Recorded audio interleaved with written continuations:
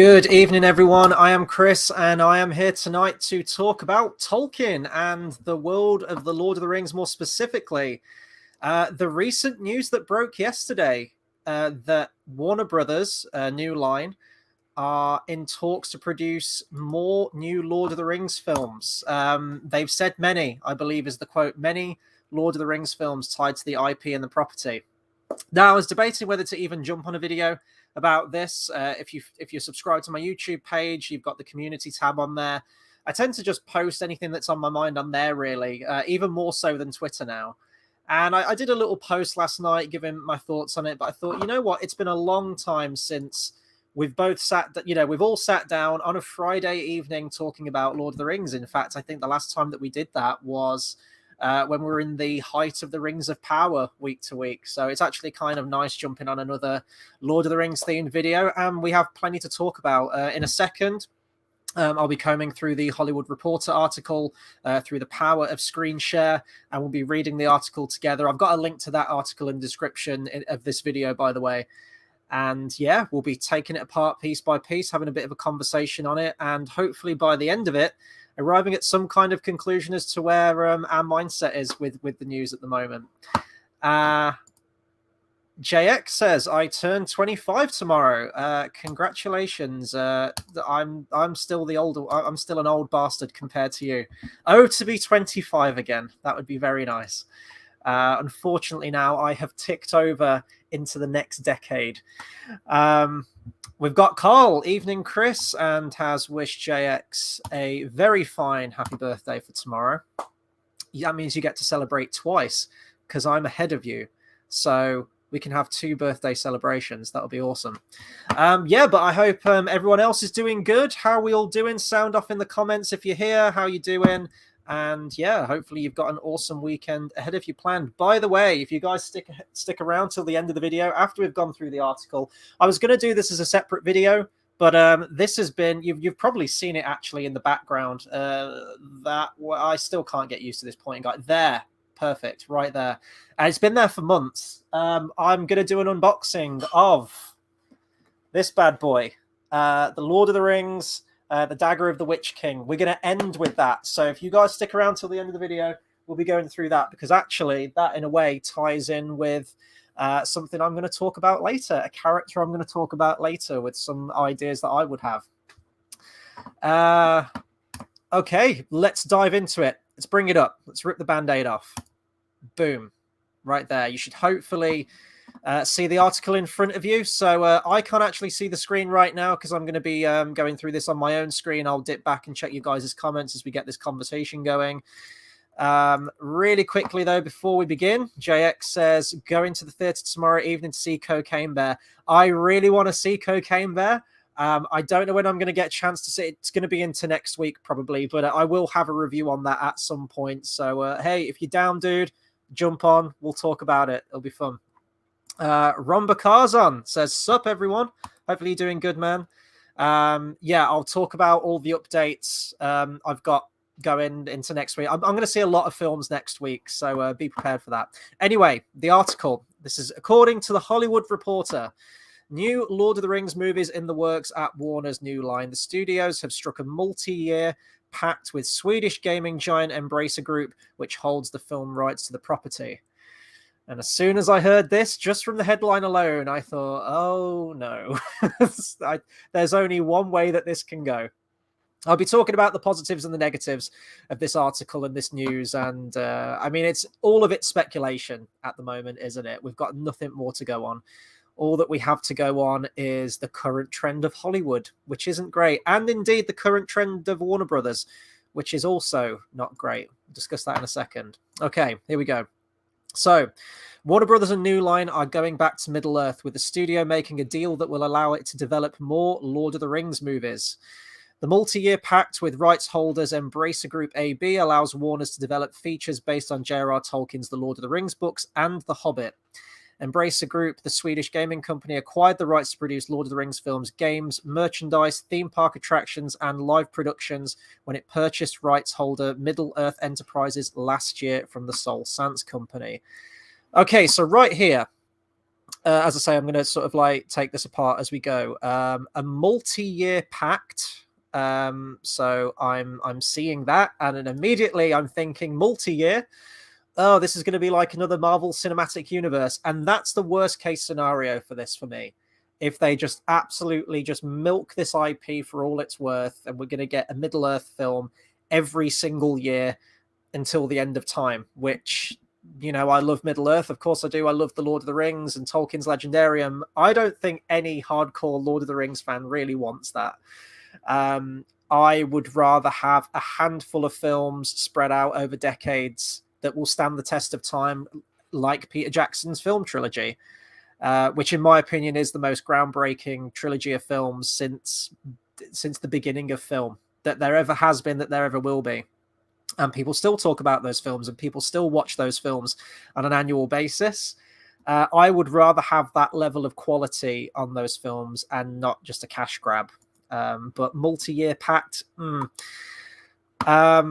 And the fact here it says to develop things based on The Lord of the Rings and The Hobbit. And this is going to take me into some later ideas that I have for projects or for stories and tales of Tolkien that they could actually tell. The rights to Middle-earth related things are very nebulous and very complex.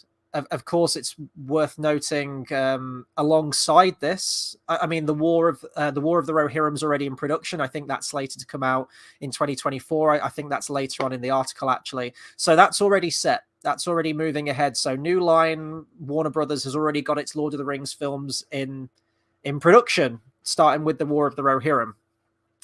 But then, of course, to raise the spectre of Amazon, we've got the Rings of Power going on too. So we've got these conflicting studios almost, and I think Amazon have got the rights to some of the Second Age stuff, but I believe they've only got rights to the Second Age stuff related to the appendices of the Lord of the Rings, but they can't actually go in depth into the Silmarillion level detail from the Second Age. They've just got the scant few pages from the appendices of the Lord of the Rings related to the Second Age, as far as I'm understanding that. And then Warner Brothers has got the rights to The Hobbit, which I think is shared with MGM, if I remember correctly, unless things have changed. And then, you know, obviously they've got the Lord of the Rings as well. No one, as far as I'm aware at the moment, has any rights to the Silmarillion or any of the First Age stuff that's not within the appendices of the Lord of the Rings. And in the appendices of the Lord of the Rings, there are some like overviews of events that happened in the First Age. There's a timeline in there, for example, and there's some like Cliff Note versions of events that happen in the Silmarillion. So I guess they could adapt those from like the very few little sentences and paragraphs they have to work with, but they wouldn't be able to go into any kind of depth. And you know, if character names appear in the Silmarillion that aren't in the appendices, they won't be able to use those or go into detail on that. As far as I'm understanding, that's what I think it is. But anyway, let's carry on. Okay, so the move announced during Warner Brothers Discovery's investor call Thursday comes as CEO David Zaslav seeks to assure Wall Street that Warner's is very much in the franchise game, here harkening back to the 2000s glory days when the studio was minting money with The Lord of the Rings, Harry Potter, and Christopher Nolan's Dark Knight trilogy. In November, Zaslav said he would like to make a deal with author J.K. Rowling for more Harry Potter and initially floated the notion of a Lord of the Rings return. I think this has been on the cards for a long time. I mean, we've seen that with the War of the Rohirrim anyway, but we need to talk about the sort of like the current state of Warner Brothers in general at the moment. They're not doing well in the franchise game. The DC cinematic universe kind of lies in tatters at the moment with a questionable future ahead. James Gunn's obviously been brought in as the new Kevin Feige, like overlord, essentially, and has mapped out apparently a phase 1 plan, which he's already, you know, done details on, which, I mean, again, I did a post on my YouTube community page where I'm not particularly jazzed about any of the DC news for the reboot that's going on ahead. And as such, we're kind of picking up the pieces with the remainder, the carryover. It's almost like the afterbirth of the Zack Snyder DC universe. We've got The Flash coming out in a couple of months. We've got Aquaman 2, we've got Blue Beetle, which is a film that clearly every single comic book fan's always been clamoring for. We've got Shazam 2. We got those, as I say, like the aftermath of the Snyderverse, which aren't going to really amount to anything because then it's being rebooted under James Gunn. So you could argue that maybe DC's got an exciting future ahead of it because it's got this whole new slate of films and this new direction. But there's still a big question mark over it at the moment and a question of its success. So the DC Cinematic Universe is just kind of all fallen apart, really. And then also the Harry Potter franchise is worth mentioning too there, because that is Warner Brothers' other big property right there. And at the moment, they've kind of got a spin-off series that lies in tatters. The Fantastic Beasts franchise, which, kind of met with maybe lukewarm to positive reception by the first one, but then as soon as the second one rolled out, and especially the third one, obviously everything that went on with Johnny Depp and the whole trial thing, and the firing of Johnny Depp, the premature firing of Johnny Depp, and the recasting with Mads Mikkelsen, and also the fact that it was touted as this Fantastic Beasts franchise and then ultimately stepped away from that and tried to patch into that nostalgia. In the second film, we have Hogwarts and Grindelwald and Dumbledore and McGonagall and Nagini and all these things that you remember from Harry Potter, that it kind of ceased to be what I believe it initially set out to be in the first place. So there's, I've seen rumors about wanting to make The Cursed Child and reaching out to Daniel Radcliffe and Emma Watson and Rupert Grint again to bring those back. And that wouldn't surprise me if they're going with this return, back to basics approach. Going back to the article here real quickly, it mentions that they're trying to recapture the glory days of those early 2000s with those big IPs right there. So this is basically going from like the year 2001 through to around 2012, I would say. It talks about the Dark Knight trilogy and how lucrative all those films were and those franchise films. It also just goes to show how creatively bankrupt Warner Brothers is. This was a different time for Warner Brothers and indeed movie studios in general. We keep talking about that even like today's day, you would never have another Lord of the Rings trilogy happening. That was lightning in a bottle with the right director, the right creative team, the right vision, production companies. Everything behind it made those films exactly what they are. And even with Harry Potter, they were successful books at the time. And someone one day took a chance and said, this book's pretty good, let's make a film on it. And it goes on to be this worldwide phenomenon. With Christopher Nolan's Dark Knight trilogy, it really only took off. I mean, Batman Begins was a success, a kind of middling success, but it was an interesting new take on the story. But it was really the Dark Knight that cemented that as a franchise. That's kind of like your Empire Strikes Back, if you will, of that trilogy very much. But it just shows that they're not taking chances on other properties to hopefully achieve the same level of success that, they did with the Dark Knight trilogy, that they did with a Harry Potter franchise or the Lord of the Rings. It's just, let's go back to what made those work in the first place by making the same shit again. And we've seen that happen with a lot of films, usually done by Disney. The Star Wars sequel trilogy comes to mind. We've got Indiana Jones 5. It's very, very difficult to recapture the magic on the things that made these films great. I've even seen rumors that Warner Brothers were looking to completely remake the Harry Potter films. The same story of Harry Potter, but remake them. Those films, Christ alive, are just a little over 20 years old. And they want it, and still in the current zeitgeist with, Hogwarts Legacy coming out and everything. So it seems mad to me that, they want to remake all of these films, but it's the current state of Hollywood at the moment. Ron Bakar said, why just Shelob? They can make an Ungoliant film. I actually can't remember if Ungoliant is mentioned in the appendices of The Lord of the Rings, but as I said, they don't have the rights to the Silmarillion as far as I'm aware. So I don't think we'll be getting any Ungoliant.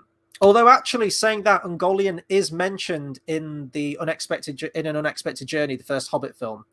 Radagast says to Gandalf after he's gone to Dol Guldur, he says, some sort of spawn of Ungoliant, or I'm not a wizard. So yeah, Ungoliant must be in the appendices and mentioned in the appendices of The Lord of the Rings. So I guess technically they would have the rights to that. They could do that.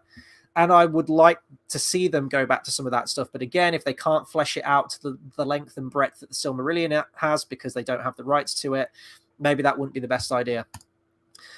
Carl says, I actually listened to the investors call and he basically said they have all these franchises and no films being made. It's basically money driven. Yeah. And that's immediate. As soon as I saw the headline and did a little bit of reading on the article, that's exactly what came to mind with it. He said they hadn't made a Harry Potter film in years, which means he doesn't see the Fantastic Beasts film as core Harry Potter. And well, you've just got to look at the figures, haven't you, really? The box office gross. Let me check how much what was it called? The Secrets of Dumbledore or something? I can't even remember what it was fucking called. Yeah, The Secrets of Dumbledore. I never even watched this one. I never even watched the third Fantastic Beasts film.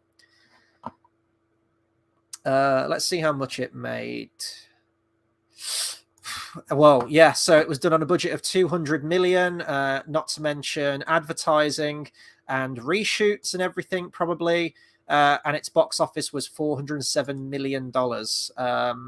So I don't, probably broke even, maybe. If you say that advertising and everything, you have to double what the budget was. It was the least successful of all of the Harry Potter films and Fantastic Beasts films combined. So the dwindling audience, I think a lot of people probably boycotted it as well with everything that was going on with Johnny Depp in the trial, and people disagreeing for them firing him so early on in the game. It's not good. And I think with the amount of years it is between Fantastic Beasts films and just the fact that the audience isn't there, everything that's been happening with Ezra Miller at the moment as well, I don't see that I think they're just going to cut their losses with that franchise, and I don't even think we'll see a fourth one. I think they want to go back to as you mentioned, the core Harry Potter films. They're going to want to try and bring that original cast back. It's going to be like the Star Wars sequel trilogy. It's like, oh, yeah, you remember these, so many years on now. It's a reunion. We're dipping back into the wizarding world with these characters that you know and love, which we have proven financially that you know and love from those successful 8 Harry Potter films. Ecthelion of the Fountain says, good they don't have the rights to the Silmarillion. It's true. I've said I think the best way that you could adapt the Silmarillion is through animation, and I am cautiously optimistic for the War of the Rohirrim, although I probably shouldn't be. But yeah, I think animation would be the way forward with that. So let's continue. Let's dip back to the article right here. I'll just bring this up again. Okay. Peter Jackson directed the Lord of the Rings trilogy, released from 2001 to 2003. The series earned a combined $2.9 billion at the box office, and this was back then, with 2003's Return of the King winning the Oscar for Best Picture. Jackson returned to direct the Hobbit trilogy between the years of 2012 to 2014. New Line already had the animated feature, The War of the Rohirrim, on the calendar for 2024. See, that would have had, when I first read that, New Line already had the animated feature on the calendar for 2024. I thought, do they not now? Has something changed? Are they suddenly not releasing it then? Is it going to get delayed? Have things changed at the company? I haven't heard of anything of it being cancelled or anything like that. So I hope it is still going to meet that release date. But I guess we'll have to see. This is an interesting thing here. So I'm just going to talk about this now. In a statement, Jackson and his Lord of the Rings partners, Fran Walsh and Philippa Boyens, noted that they were aware of the latest development, and they said that the trio, Warner Brothers and Embracer, have kept us in the loop every step of the way. We look forward to speaking with them further to hear their vision for the franchise moving forward. Jackson previously noted that Amazon asked him to be involved on its Lord of the Rings TV show, The Rings of Power, but then did not follow up. I mean, that's very political from what Peter Jackson and co are saying there. I mean, they're not going to come out and say it's shit, are they? Or that they're not interested in these plans. They've got livelihoods that they want to keep in the loop with Warner Brothers. And it's a very safe sentiment. They're keeping us in the loop. I don't see Peter Jackson coming back to direct anything. I think he's made that very clear. To be honest, I think he made that very clear after The Lord of the Rings and the lead up to the production of the Hobbit films.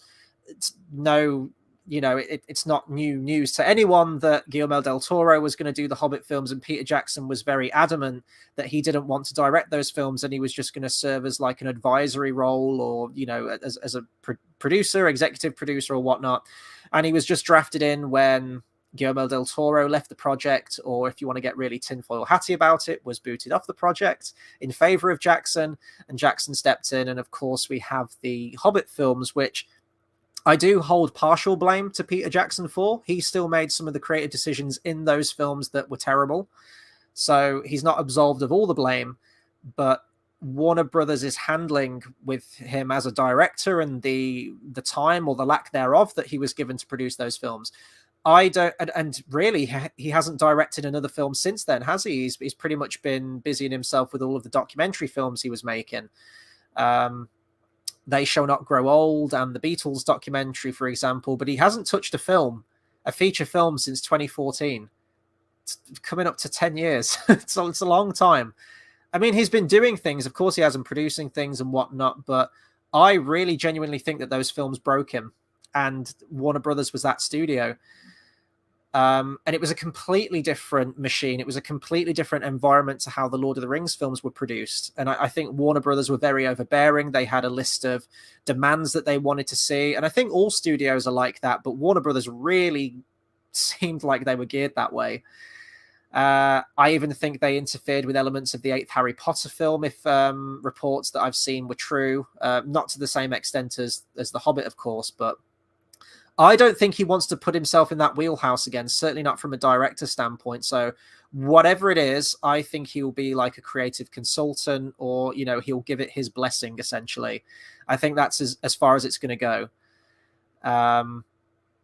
And of course, he did say the same. He said exactly the same thing when Rings of Power was announced. Before the title was even announced, he said that, they're keeping me in the loop. There were talks that he was going to direct an episode, or he was going to be a producer on the series.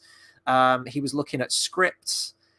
He wanted to wait and to see what would happen, get them to send him a script. And clearly they never did, because either they didn't have conviction in what they were writing, or they just chose to go in another direction, a direction that they thought that Peter Jackson wouldn't be okay with. So, or maybe he did read them and just chose not to be a part of it. We'll never know. But inherently, he had no involvement in that at all.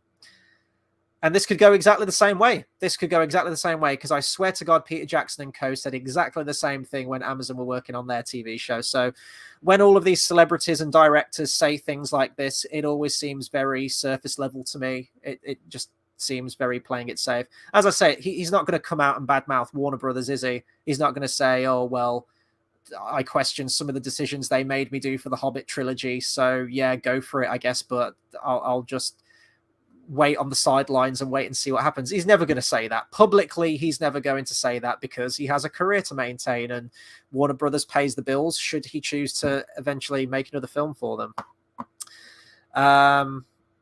Ecthelion says, as long as it's not Amazon, anything else has a chance. Maybe, but we've seen the current state of Hollywood, and certainly Warner Brothers, and certainly some of the ways they handled The Hobbit, and some of the choices they forced Peter Jackson to do. Or not, well, maybe forced him to do, or maybe nudged him in the direction of doing. So we'll see. We've got Toby Austin, I always keep forgetting how to say your last name, my dude. I'm sorry. Toby. Good evening. Guessing we're not completely happy with this announcement. What stories do you predict will be adapted? I'm actually going to touch on that. I've made some notes, so I'm going to touch on that at the end, my friends. So stick around. I will be getting to that. Don't worry. Carl says, Warner Brothers must have seen the backlash the Rings of Power received, and there must be hope they won't want to make the same mistakes. It's a really interesting point, actually. Let me just go back to full screen for a second. I'm just going to bring up that comment again. That is very true. And the benefit of hindsight can be really quite powerful. And if Warner Brothers go by anything, they might also be able to do that with their DC films. To me, the MCU has just completely gone down the toilet since Endgame, Spider-Man films notwithstanding. And I'm just done with Marvel. I'm just refusing to watch any TV show that comes out, any film that comes out. You won't see a review for Ant-Man Quantumania. You won't see a review for Black Panther 2 or for Thor Love and Thunder or whatever, all the TV shows that I've missed, Moon Knight, Ms. Marvel. You ain't going to see them because I'm done. I'm done with Marvel. So Warner Brothers, in a way, can see what Marvel are doing at the moment and what they're doing wrong, hopefully learn from their previous mistakes, and change this up when they eventually come to do their DC films. And the same thing can be said, yeah, you're right, for the Rings of Power. Not to mention they've got the rights to more stuff within the Middle-earth universe. They've got the entirety of the Lord of the Rings and the appendices, and they also have the Hobbit as well. So just in terms of the scope of the material that they have to work with, it's much broader than Amazon's. And yeah, from the negative backlash and probably the continued backlash that the Rings of Power will have when we eventually get into season 2 and beyond. And yes, I will be talking about that when it eventually comes out. Thankfully, we've got a little bit of respite before that happens. So it's an interesting point that they could hopefully learn from its mistakes, but the question is, will they? And we won't know until we find out more information, I guess. Toby says, is the Hollywood culture even capable of this task? No. And that's where I'm at with it. On the one hand, you're like, yeah, great. We get potentially loads more Middle-earth related films and, you know, chapters upon chapters of material. And, you know, you could milk trilogies out of this thing, and they probably will. But if it has the right direction and the right vision and the right creative team behind it, and these creatives are given enough time to produce these things, then they could make something special inherently. Because as you know, Carl mentioned that he listened to the investors meeting, that it was all money driven. Of course it is. They're investors and they're a company and they want to make money ultimately. So a lot of it is, I think, is just going to be wanting to make good on their investment. Slap a film together, slap the Lord of the Rings name on there. It's going to get asses in seats because it's a recognized IP, and they're just going to want to make money from it. And then that's it. That's all they want to do. They want to try and go back to the glory days of when they were making money hand over fist. And they think the best way to go about that is to literally just mine the nostalgia well and just keep milking these IPs for all they're worth. Well, we've seen how Star Wars has gone since Disney acquired it in 2015, relatively short amount of time.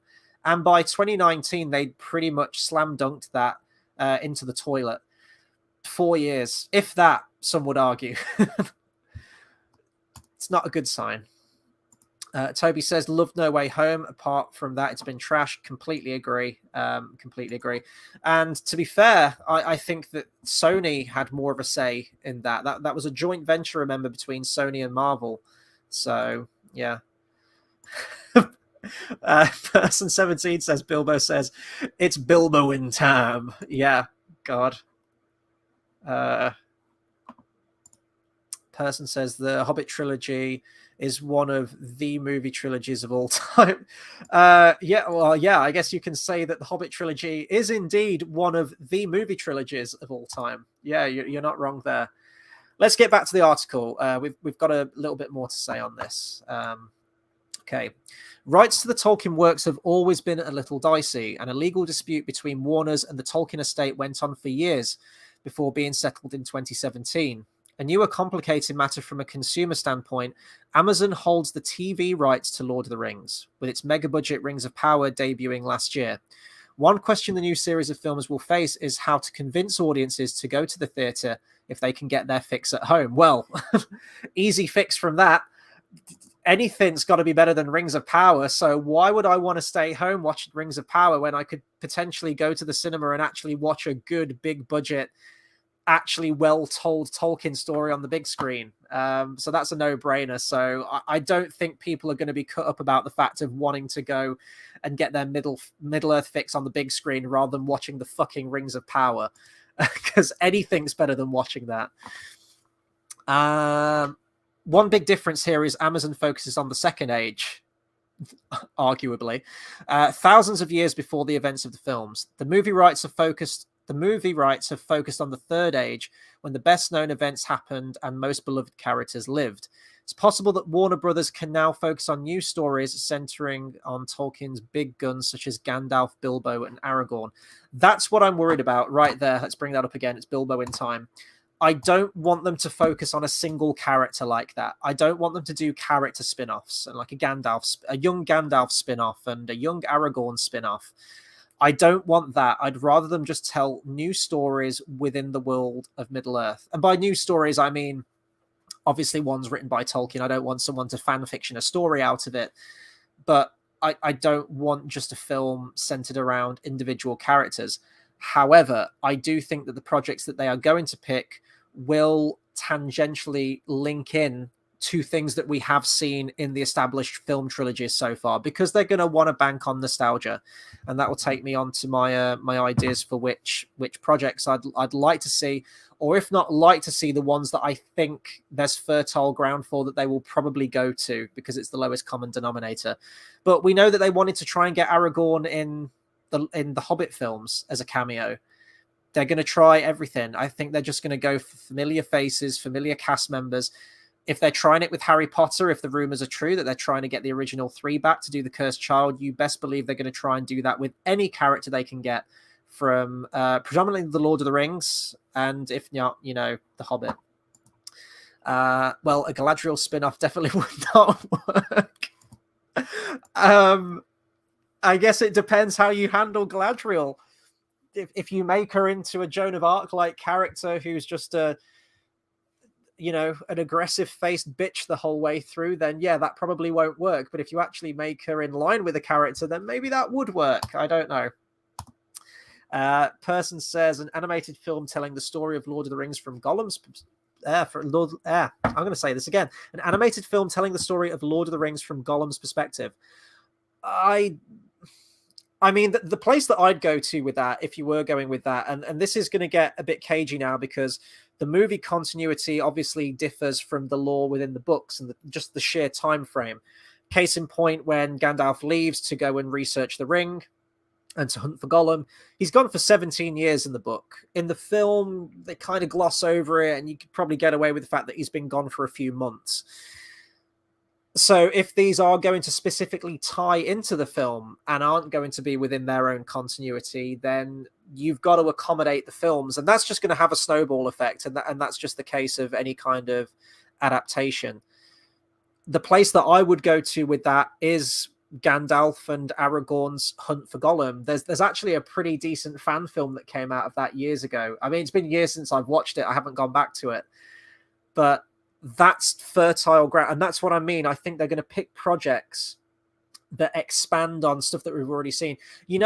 Like Disney's original model for the Star Wars spin-offs, like Rogue One, how it's a side story that links directly into the main saga of films. I think that's probably how they'd go about it. If I was going to do a film based on Gollum, there really isn't much to tell. I mean, he gets the ring, he's kicked out of his family clan, he's chased out of where he lives, and eventually finds solace in the in the Misty Mountains, and he basically just stays there for 500 years until Bilbo shows up. So there's not really a whole lot you can do with a film there. You've got the whole element of him looking for the ring and being captured and being tortured in Barad-dûr by Sauron, but that's kind of covered in the movie in a few sentences. The place where you would do it is the hunt for Gollum, but essentially we know where the story goes, so is there any point to tell that story? If you're going to tell it from Gollum's perspective during the trilogy itself, well, you're going to get a massive crossover with that already, because you kind of already get that in the film, because Gollum's with Frodo and Sam for so much of the quest. So, yeah. Toby says, would love a standalone movie telling the story of the Battle of Azanulbizar, which they touched on in the Hobbit trilogy. Don't worry about the spelling, dude. I knew exactly what you meant. That would be cool, and actually that did occur to me, but then I thought, well, we kind of get a flashback to it already, and the Battle of Azanulbizar is completely different from the book, and the events leading up to it, and all of the intricacies and the politics that lead up to that war within the books and the appendices and the lore is totally different from the film, with Azog the Defiler and everything. It's like a Cliff Note version, and it's really compressed, and it's not a true telling of that story, which is a shame. And this is what I mean. If they're doing spin-off stories, you mentioned there like a standalone film. If they were to do that, then yeah, I would love that. But because that's already been shown in The Hobbit in some respects, I don't think they would go and do a spin-off movie. I think anything they do will tie into the films. I hope I'm wrong. I really hope I'm wrong, because I'd like to see some new, fresh blood be brought to these films and break away from the movie continuity, I guess, and just, stick to the lore maybe. But yeah. Anyway, let's push on. So they talk about the rights here, and this is what I mean. I think any projects we're going to get, it talks here about that Amazon have the television rights to the Second Age, which tells me that maybe Warner Brothers still have the film rights to the Second Age. I don't think Amazon have completely poached the Second Age material to the point where that can never be retold. Maybe they've got television rights to it. It mentions that the rights and who owns what is a little dicey, and that's putting it mildly. I'm almost completely lost with the legalities of all of this stuff. Because Amazon potentially is going to have 5 seasons, fuck me, 5 seasons of Rings of Power. Strap in, guys. It's going to be a long few years. I don't think the films are going to want to tap into any of that material that's already happening in the TV realm. For example, with these spin-off films, I don't think you're going to get a Fall of Numenor. I don't think you're going to get a Hobbit-centric film. Anything that's happening, Sauron crafting the One Ring and Celebrimbor and the forging of the Rings of Power, anything of that stuff, I don't think you're going to get in a spin-off film, because it's already kind of being told within the TV realm, and I don't think they're going to want competition or crossover there. I could be wrong. And we could have a scenario, doing James Bond as an example here, where you had Octopussy released the same year as Never Say Never Again.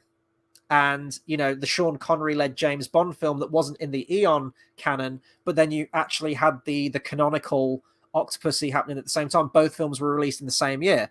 The same character, the same lore and everything. So you could get a case of that. You might, but I just don't think they're going to tap into any of the events that we're seeing played out currently in the Rings of Power. I think they're going to want to do something else, personally.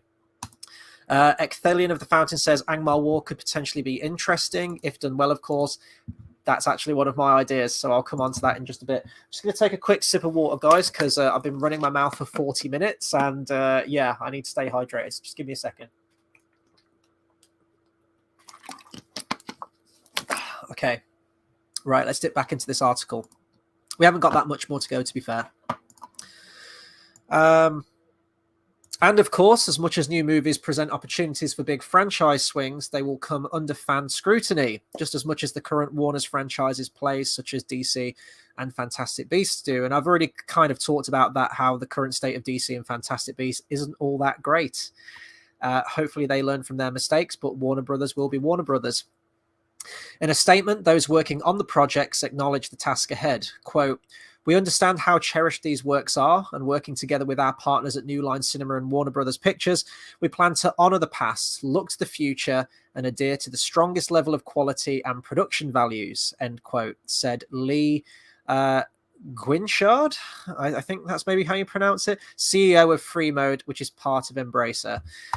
Again, just a very, very political statement there. Just a very surface level thing like, oh, yes, we will respect and honor the source material and blah, blah, blah. And I swear that's how Amazon started with their initial approach. They want to tell these stories that are beloved by people that J.R.R. Tolkien put his blood, sweat and tears into. Then later down the line with fan attacks, then they say, oh, Tolkien wasn't progressive. Tolkien was a racist. Tolkien was a phobe and all of these things. And then they essentially tear down the legacy and the ideals and the morals of this person, which was, completely unjust and completely fucking unfounded. And it's almost like they're making this as a hate statement. They're trying to pull down the idols, pull down the statues, and not just telling these great works of, these heroes and heroines and these legendary, this mythology. That's what it is. This mythology that was created by Tolkien. Kathleen Kennedy, Jesus Christ, if you go back to any old interviews where George Lucas was present when they initially bought the rights to Lucasfilm and were making these films, she's saying, oh, we want to honor what George created and the characters that George Lucas made and the themes within his stories, and we're gonna honor his legacy essentially with the sequel trilogy films, until they just cast him aside and don't want any of his story ideas or any of his creative input, and then just completely run the saga and the story into the ground, completely shit over legacy characters and favor, activism and quote unquote wokeness, essentially identity politics creeping in. That's kind of what Hollywood has become at the moment. It's becoming a political platform standpoint when it should just be about storytelling, characters, and entertainment, ultimately. That's all anything should ever be. And if they can learn their lessons from that, that a lot of these things, you know, these that woke doesn't necessarily sell, then hopefully if they just get back to quality entertainment, quality writing and characters, and adaptate, just telling these stories as they are from the page, as Peter Jackson did, you know, in a, I think it was in the appendices of Fellowship, where he said, we weren't trying to bring our own baggage to it. We weren't trying to tell our own message or our own ideals with this. We were just wanting to tell the stories that Tolkien wrote. You know, I'm paraphrasing, but he did say something very close to that. And then compare that to what Amazon said, where they're wanting to do all of this agenda stuff with it and put their own modern. We want to tell. What was it? We want to write the novel that Tolkien never did. We want to tell our own story, put our own messages into this. It's the polar opposite. So as long as Warner Brothers don't do that, then happy days. If they do, we're going to have a problem. Toby said, let me just take this off here so we can read it a bit better. Toby says, I wish the TV series was focused on the Haradrim. There's so much potential there. Their conflicts with Gondor leading them to side with Sauron. Why aren't they exploring that? Exactly. And, you know, well, you know, just go into Star Wars here real quick. Carl Roberts, the Force is female. Yeah, when you remember when they were wearing those matching T-shirts, and all you have to do is look at characters like Rey, Holdo with the stupid fucking purple hair, Rose, literally all of the characters. They weren't characters. They were platforms for agenda. That's all they were. No one was written as an actual character. And if they did try and bring character to any of those, I can't even say the word characters because they weren't characters. Between the different directions as the trilogy went and them having no plan, no one really had a fulfilling character arc because people were just pulled in all different directions.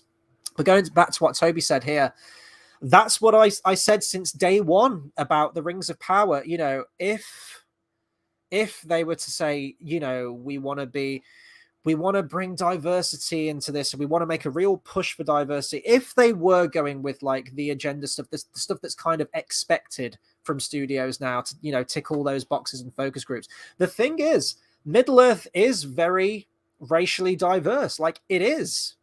They just didn't go about it in the right way, in my opinion, with the Rings of Power, and they went about it in a way which brings into question the geography of the world and the lineage, and it just kind of destroys the world building with how Tolkien wrote it. But there were ways that they could have gone about the whole diversity thing. Exactly what you said there, and that's what I said literally since day one on my old channel, that you've got the Haradrim, you've got the Southron, you've got the Easterlings, you've got Rhûn and Harad, you've got all of these cool places, which Tolkien, he wrote a little bit about, but not massively in depth. You know, even when you see the whole complete maps of Middle-earth and Arda, I'm always fascinated by those places to the south and to the east. And, you know, you can see like little bits, but not much of it's filled out on the map, and it all looks kind of undiscovered. And I like that Tolkien has that element to his mythology, that there are almost legends and mysteries within his legends. I've always loved that, but I've always been fascinated by them. Even in the Lord of the Rings films, I always thought the Haradrim and the Easterlings were really cool. I love their armor design, especially the Easterlings. Love that armor design when you see them marching through the Black Gate and stuff. And even, it took me years to even see this. I think it was on like a meme or something, or like a Lord of the Rings group I'm on Facebook. You can see some of the Easterling, you know, when in the Minas Tirith courtyard in Return of the King, where no matter what comes through that gate, you will stand your ground, and then the Gron smashes the door, the armored trolls come in, and the orcs start pouring in. You can see Easterlings with it in the background. If you're looking for them, you can see Easterlings within the ranks, and I just think that's really, really cool. Yeah, if they did want to make a push for diversity, they could have, with like Game of Thrones, right? How you've got the stuff going on in Westeros, and then across the water in Pentos, and all, you know, all the other, you've got like the Dothraki, you've got the people of Karth, you've got all of these places they go to, these Eastern kingdoms. You could literally have a whole subplot going on with people of different, you know, races and everything like that. And I would absolutely love that. precisely because it's new and we haven't seen it in Middle Earth, and there's so much fertile ground there that you could do. You know, even with this announcement, could they do a story based on that? What you're saying with how they eventually became swayed with Sauron and their conflicts with Gondor and the Wain Riders and stuff like that. Hell yeah! If they make films like that, I am totally down for it. I genuinely would love that. And I know that within the War of the Rohirrim film, they've released some concept art where we do see some of the Mumakil and we do see some of the Haradrim with that. My memory of the lore is kind of hazy. I don't profess to be a Tolkien scholar. I'm a Tolkien fan. I would love to be a Tolkien scholar. I'm not, you know, like Men of the West or any channels like that where they know this stuff like the back of their hand. I don't know how much the Haradrim feature in the whole Helm Hammer Hand storyline. To my knowledge, I don't think they do. So that's kind of got me worried as to why they're bringing that into it.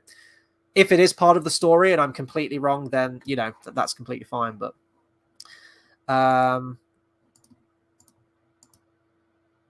person says, I'm just too hyped about the MCU. Well, that makes one of you. I'm glad you are. If you're still enjoying the films and you're still following it, then hey, power to you, man. But I've jettisoned from the MCU long ago. Doctor Strange. I was going to say Doctor Strange in the Mouth of Madness. What was it called? Doctor Strange and the whatever it was, Doctor Strange 2, that was it. That was the straw that broke the camel's back for me. It was genuinely awful in every way, and they ain't getting any better. I'm staying on top of them. I'm watching reviews on them. I'm watching dissections on them. Specifically, you've got Mauler's reviews and unpacking it frame by frame, coming through the whole movie. You've got the Critical Drinker, and I respect their opinions. I agree with pretty much all of their opinions most of the time. And yeah, so I'm staying on top of everything, and I really don't feel like I'm missing much. Carl Roberts says, updated to reflect our modern world is always the death nail in any project. And the thing is, we've seen this happen to so many projects now in Hollywood. It's probably the reason that I don't go to the cinema as much now, in all honesty. Obviously, I am for the Oscar season. I'm having to get all those watched, and I'll have updates on that at the end of the video. But yeah, updated to reflect our modern world. It's just so transparent now. And because we've seen so many projects, the results of so many projects like that, you kind of already know what you're getting in for. You can almost predict how it's going to go without having even seen it. And some people could say, as a critic, as someone who talks about films, reviews films, that's really, what's the word I'm looking for? God, I'm so tired, guys. It's not a good thing to do, to base your opinions on just a trailer or an article or behind the scenes stuff without having it's like, oh, you haven't seen the film yet, so you can't judge it. And yeah, I guess you can, but nearly 99% of the time, you've pretty much worked out how the whole film's going to go before you've even seen it, what the agenda stuff's going to be like in there, the message, as Critical Drinker says it, and it's nearly always right. All the time. So that's why I don't get jazzed about any of these big budget Hollywood films anymore. And probably, as I said, probably why I don't go to the cinema as much anymore. Carl says, without sidetracking the conversation, I can never understand why these companies are happy to lose money for the sake of an agenda. Well, that's what I'm hoping is happening. And I think we've seen, certainly within the last year or two, I'd say probably within the last year, we've definitely seen that happening a lot more. And I think people are a lot more vocal towards it. And I think people are thinking with their wallets now. The MCU is, I won't go so far as to say it's dwindling. It's still making a lot of money, but there is definitely more of a vocal majority now, I would say, that's coming to the forefront. And people aren't seeing these films or aren't seeing them as many times as they would. Their next film, for example, The Marvels, has been pushed back again almost a full year. I don't know anyone that's going to go and see that fucking movie unless you're a diehard MCU fan.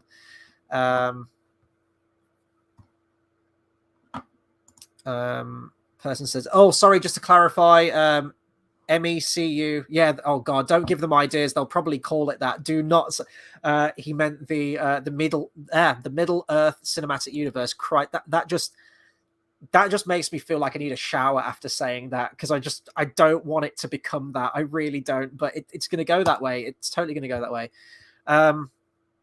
Oh God, we've got phase 1. No, let's not talk in phases, please. Not with Tolkien.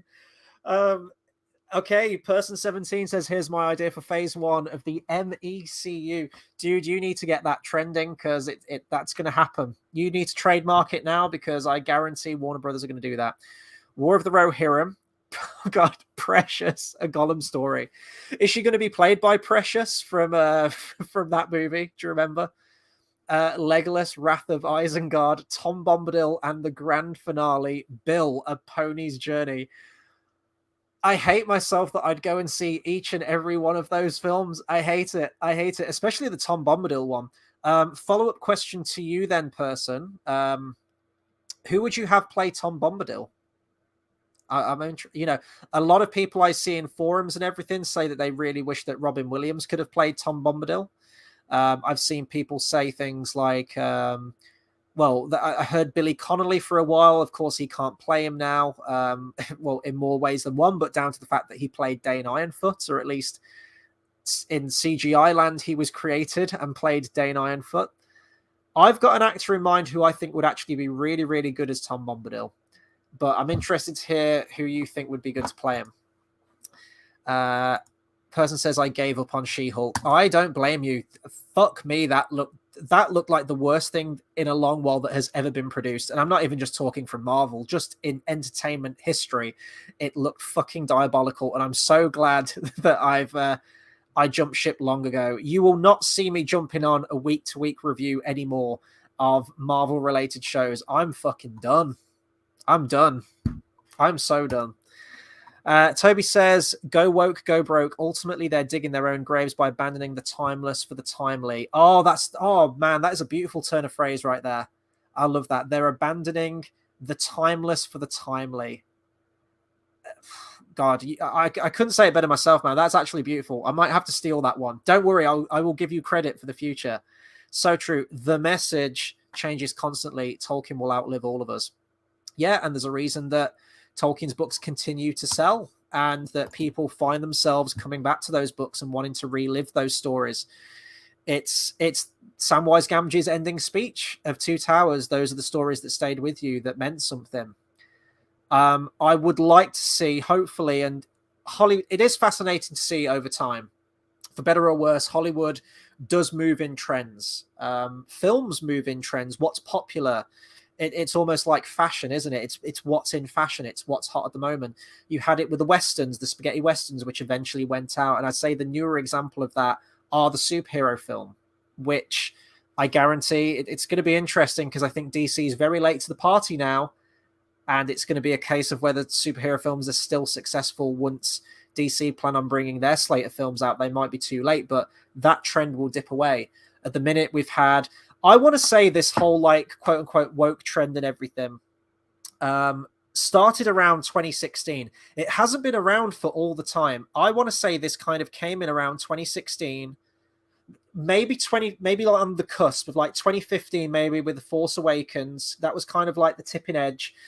But with stuff like the Ghostbusters, the all-female reboot of Ghostbusters, I want to say it was around then where it really kicked into high gear. And since then, they've just been doubling down on this shit. So I'm hoping where people get increasingly pissed off with it. And more importantly, the thing that's going to change it is if it makes money or not. If things like this continue to make money, then Hollywood don't give a shit. They're so phony, they go where the money's at. If it starts not making money, then they'll rethink their strategy. But I hope the next phase is a return to form for traditional storytelling and entertainment. And hopefully we have this renaissance of good quality content. And I hope that beyond anything else. Khalid Mohammed Wrestling Bray Wyatt says, I can see you're a fan of Lord of the Rings. I don't know. Whatever gave you that impression? Yes, I am. Very much so. Very much so. Let's get back to the article now. Let's just power on through. We're almost at the end, folks. So yeah, this whole thing here where they say about, honoring the past, looking to the future. Don't believe it, or believe it when I see it. I've been fooled for so long. I've become jaded. My heart has become withered and filled with ice. and darkness. Until I see otherwise from a trailer or behind the scenes, I ain't going to buy into that shit. And Warner Brothers film bosses Michael DeLuca and Pamela Abdi signaled that they are not interested in a retread of what Jackson has already done, saying in their own statement, quote, 20 years ago, New Line took an unprecedented leap of faith to realize the incredible stories, characters, and world of The Lord of the Rings on the big screen. The result was a landmark series of films that have been embraced by generations of fans. But for all the scope and detail lovingly packed into the two trilogies, the vast, complex, and dazzling universe dreamed up by J.R.R. Tolkien remains largely unexplored on film. The opportunity to invite fans deeper into the cinematic world of Middle-earth is an honor, and we are excited to partner with Middle-earth Enterprises and Embracer on this adventure. Now, I do like the fact that they have addressed here that New Line, where they use the term here, unprecedented leap of faith, because that's putting it mildly. It absolutely was. It was a complete leap of faith from that studio. You know, originally Peter Jackson went to Miramax to try and get it bankrolled, and they just didn't take to it. You know, they went to New Line originally with a 2-film plan for it, and New Line said, no, this is going to be a trilogy, which was, you know, as Christopher Lee says in the appendices, thank God for that decision. Absolutely. Or, you know, thank Eru. Thank whichever God you believe or don't believe in. Whatever, everything that happened, it was almost like it was meant to be. It was almost like Eru was at work that day and made those films what they are. Same can't be said for the Hobbit trilogy. Unfortunately, different circumstances, different landscape, and I don't absolve Warner Brothers of any blame from that. Clearly pushing for Evangeline Lilly's character to have more of an active role in the film, specifically with the love triangle. Nothing against Evangeline Lilly. She is an incredible actress that seems to keep getting screwed over, unfortunately, by every project that she's in. She's a wonderful talent. The love triangle, which was a studio decision by Evangeline Lilly's own admission, it was. The push to make the dwarves look younger, more attractive, more heroic, more Aragorn looking. That was, I think, definitely a push from the studio. The choice to make it into a trilogy in order to get more money out of it. I spoke to Jed Brophy, who played Nori, I think. Oh God, I'm forgetting the names of the dwarves. I think he played Nori. And of course, he's been an active part in Peter Jackson's career in his earlier films and working behind the scenes on a bunch of the motion capture stuff throughout the films, through both trilogies. I spoke to him at Comic-Con, and he was really candid with the stuff that happened with The Hobbit. We had like a 20-minute discussion. It was amazing. Really, really amazing guy. And I was fascinated for more of the juicy gossip and what happened. And he said that it was Warner Brothers' decision to do it all in post, to do it all in CGI. They didn't want to give Peter the time. They didn't want to spend the money on doing it all practically, despite the fact that Peter Jackson did, and was very vocal about the fact that he did. And they said, "Oh no, we'll do it all in post because it's quicker and it's easier and it's cheaper." So Warner Brothers have got a lot to answer for. They really have. Not to mention their handling with the press afterwards, with the New Zealand actors, and how they initially weren't invited to the premiere based on all the whole political upheaval that happened in New Zealand. Lindsay Ellis has got a great series of videos on that, by the way, about the whole like Workers Guild and the Actors Guild of New Zealand and everything, and changing political litigation. Is that the right word? I don't know. Political stuff was happening with the Lord of the Rings, which was kind of screwing over actors, which was terrifying.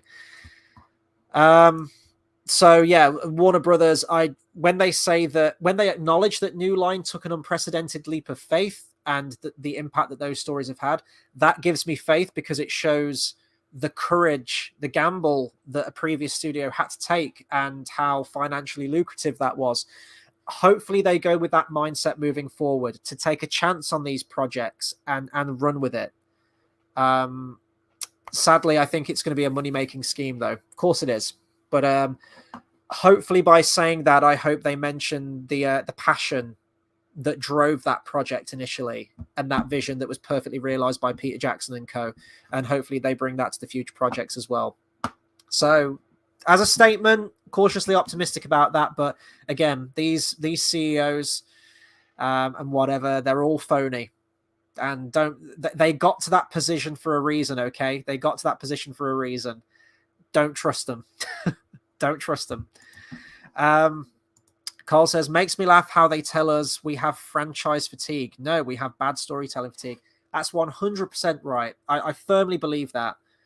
If you give us quality entertainment with good characters, compelling storyline, and an entertaining film, anyone will watch it, anyone will take to it, it will get great reviews. You get franchise fatigue from keep constantly peddling out slop, which is exactly what's happening with a lot of these franchises at the moment. Person 17 says the Bombadil trilogy starring Ewan McGregor as the big man. Oh, okay. Yeah, I would never have thought of that. I think Ewan McGregor could do pretty well. So the guy that I would pick to play Tom Bombadil, I always think that Mark Rylance would do a really good Tom Bombadil. And I think the thing that swayed it for me was his portrayal of the BFG. The voice, the mannerisms, the kind of doddering, lovable kind of character. If you consider Tom Bombadil lovable, I know some people hate him, sometimes myself included. I think Mark Rylance would really bring that warmth and that enigmatic quality that Tom Bombadil has, but still have that warmth to him. So I don't know. That'd be my pick for Tom Bombadil anyway. But it's over, Tom. I have the high ground. Hey ho, Ringado, you underestimate my power. Oh god, I'm never doing that again. Person 17 says part 1 Bombadil, part 2 Bombadil Civil War, and part 3 Son of Bombadil, followed by the Book of Bombadil. Let's get it going. Okay, let's power through. We're almost there, guys. We're almost there. We're on the last little bit now. We're on the last paragraph, in fact. The deal is not only a coming home for Lord of the Rings, but also a reunion for DeLuca. The executive was president of production for New Line when the first film in the earlier trilogy, The Fellowship of the Ring, began production. But he was famously let go before the film was released. Oh, that doesn't fucking count then. So he was president of production for New Line, but he was famously let go before the movie was released. Okay. Well, to me, that sounds like he's got a bit of sour grapes. And he wants a bit of that Lord of the Rings notoriety. He wants a bit of revenge on that. He wants a return to form for it. So, yeah.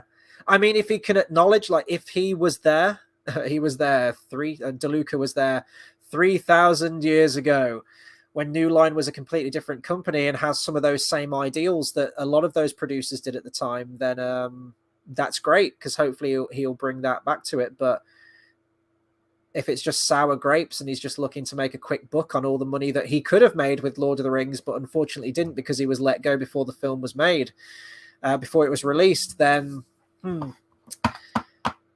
that brings us to the end of the article. As I mentioned, that article, I've linked that in the description of the video. So if you guys want to check it out yourselves and comb through it a few more times, that's the place to see it.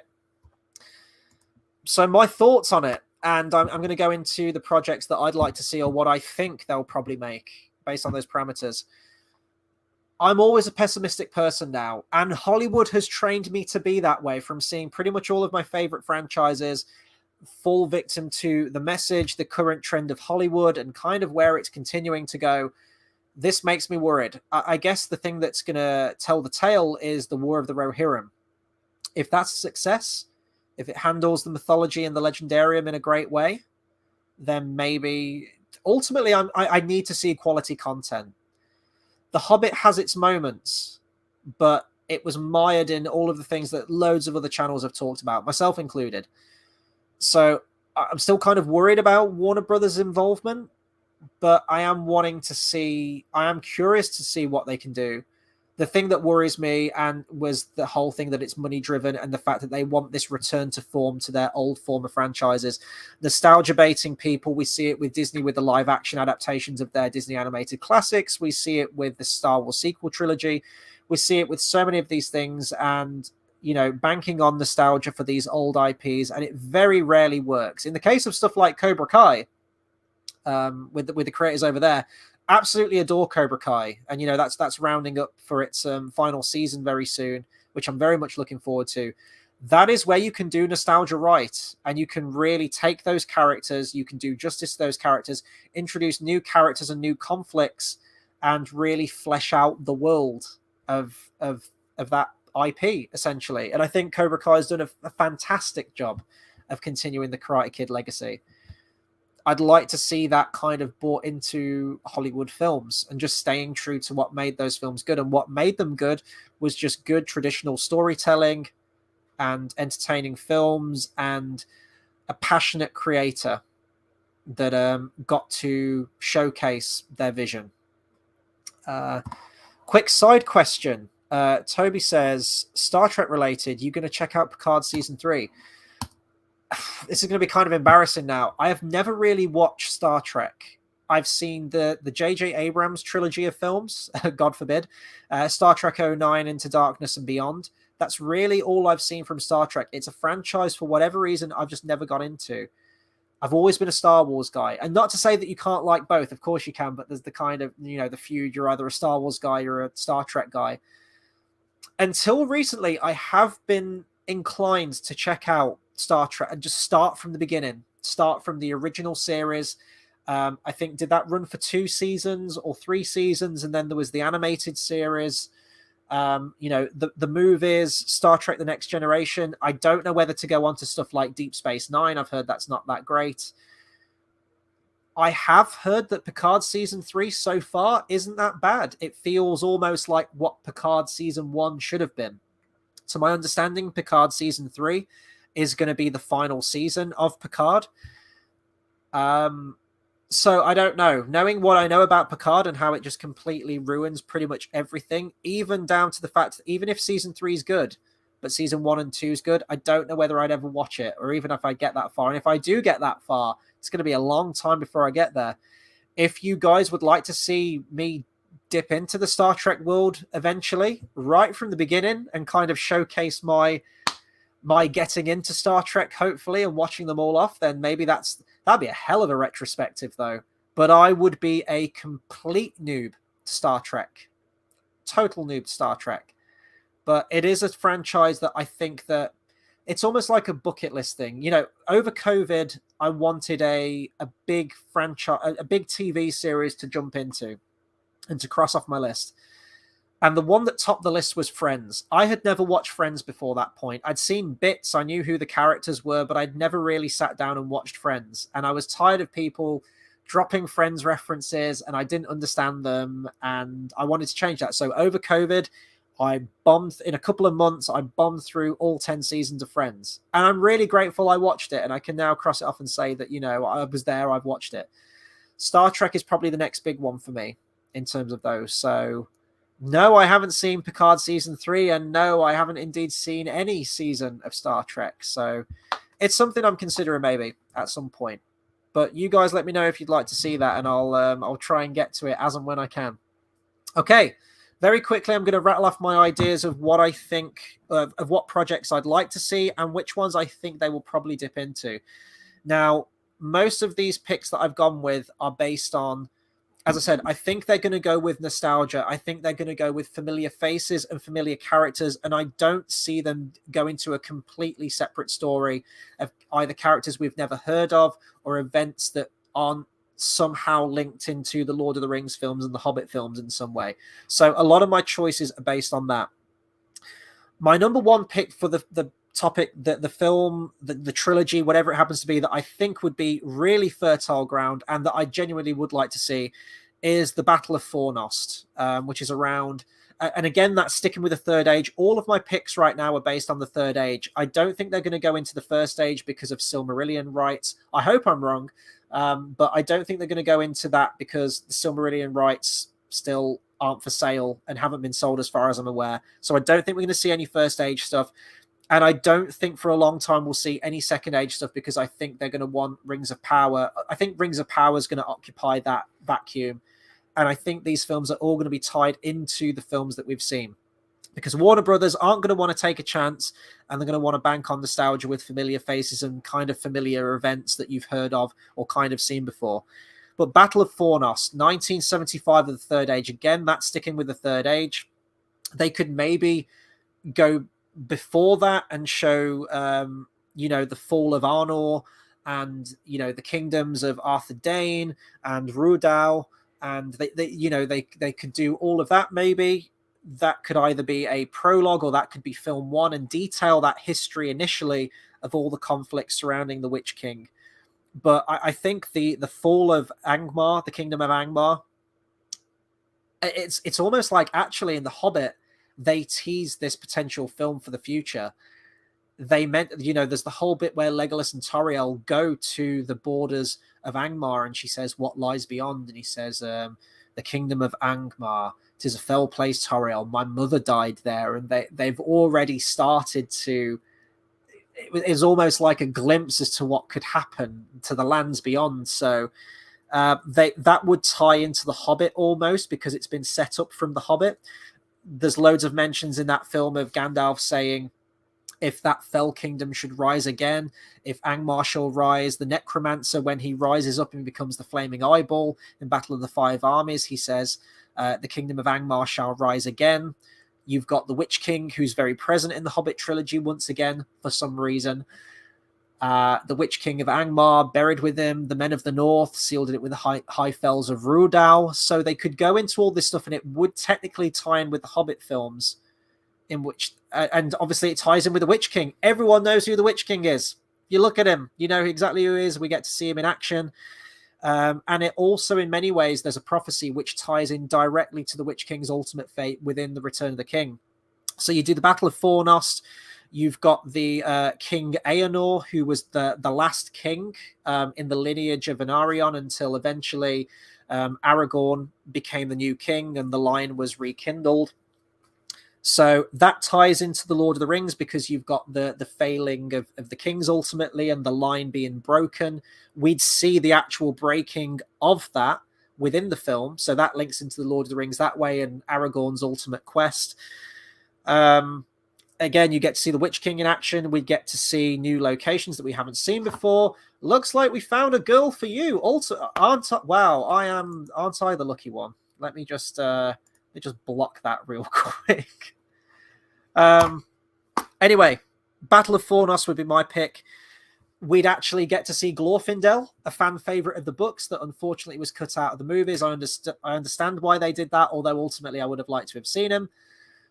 There's King Eonor, he almost kills the Witch King of Angmar. He almost does it, but his horse rears up.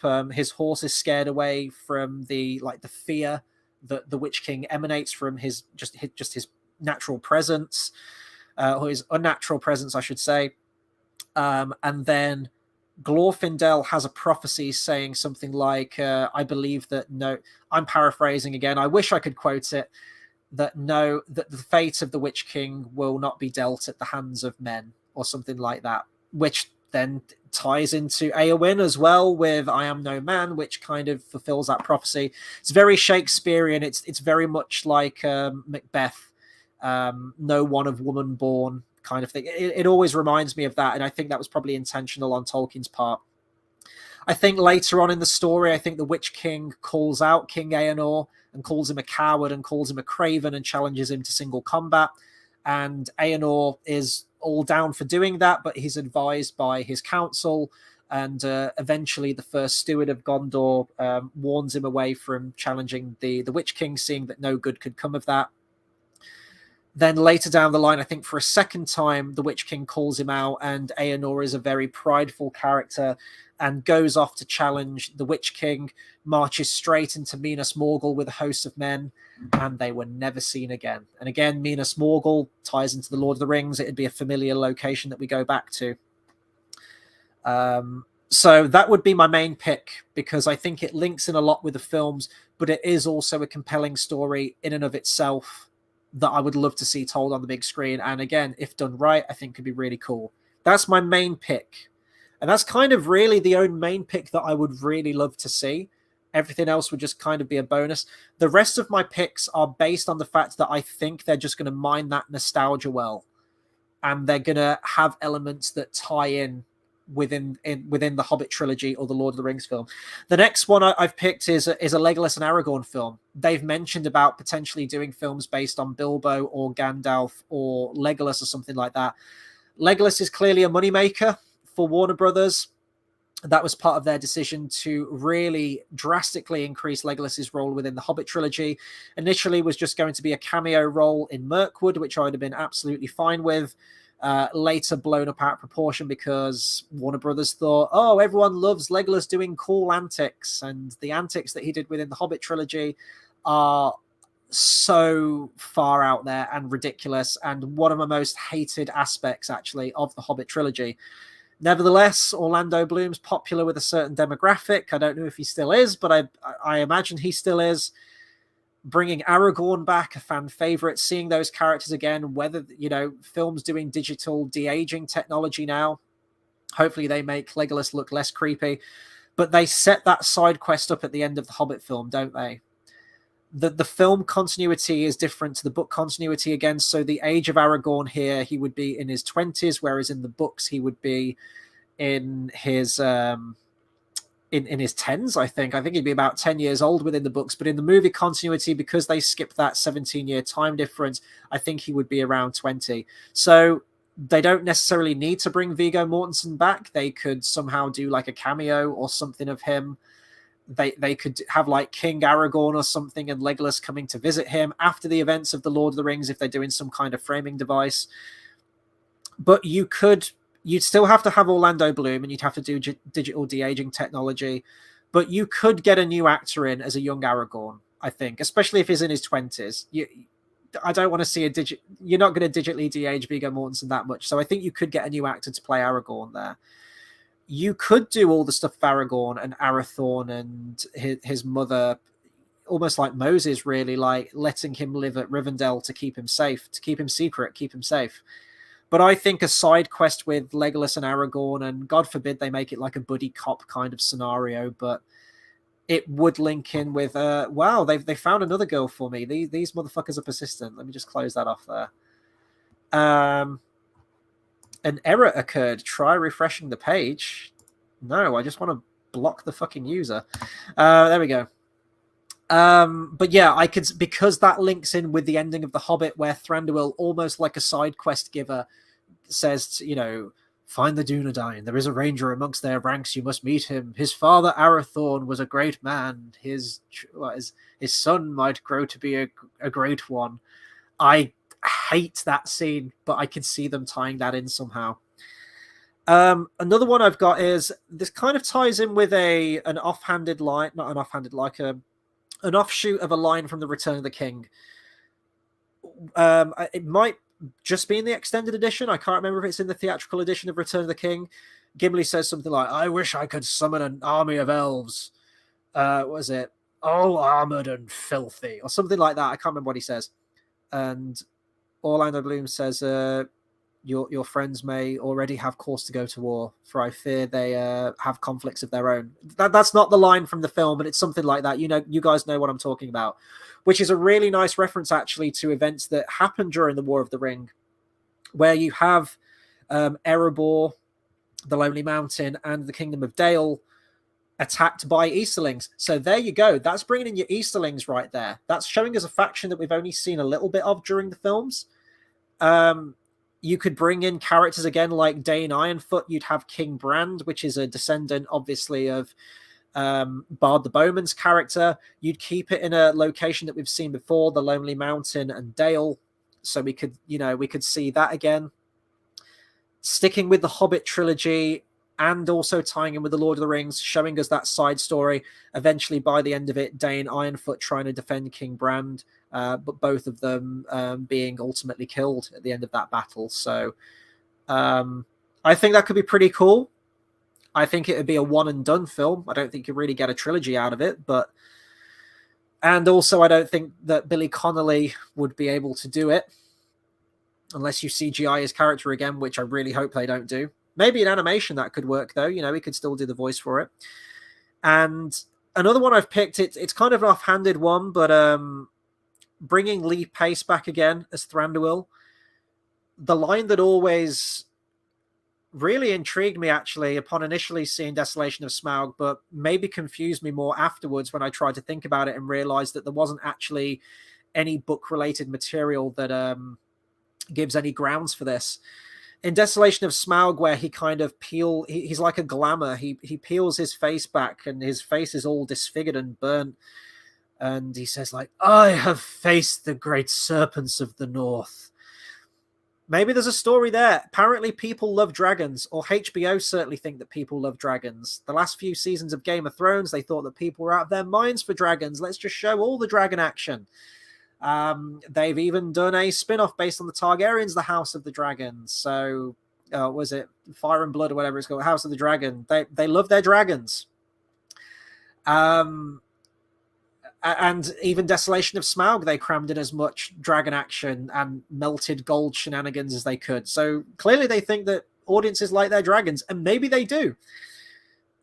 Do you guys want to see Lee Pace fight dragons? Or actually, would that be the War of Wrath? I always got the impression he was referring to the War of Wrath there. War of Wrath movie would be cool. It's dipping into the First Age, and I don't know if they could really do that, but and I remember as well in I think it was the director's commentary of The Hobbit, actually, in Desolation of Smaug, he mentions that Peter Jackson mentions that Thranduil in the book technically did march to war during the Last Alliance.